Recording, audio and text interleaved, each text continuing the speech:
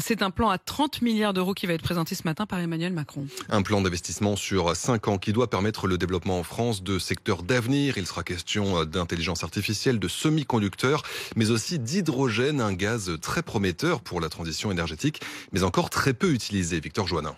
Les stations de charge d'hydrogène peuvent alimenter des bateaux, des poids lourds ou encore des taxis comme ici à Paris, mais elles sont encore rares en France. Il en existe une quarantaine et leur prix d'installation est encore prohibitif. Il faut compter de l'ordre de 1 à 2 millions d'euros, ce qui est trop cher. Philippe Boucli est à la tête de France Hydrogène, l'association qui regroupe tous les acteurs de la filière. Vous avez un certain nombre de sociétés en France qui sont capables de produire des stations hydrogène.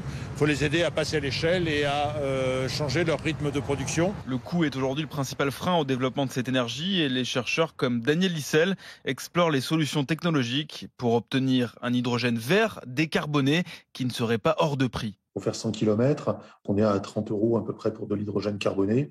Si on est sur de l'hydrogène vert, on est sur quelque chose qui représente 80-100 €. Donc il y a un effort encore à faire en termes de coût sur l'hydrogène décarboné pour arriver à celui du coût de l'hydrogène carboné qui lui est sensiblement similaire à ce qu'on va retrouver sur de l'utilisation de gazole aujourd'hui. Autre chantier prioritaire, les besoins en formation dans la filière hydrogène. 1 métier sur 5 manque de candidats.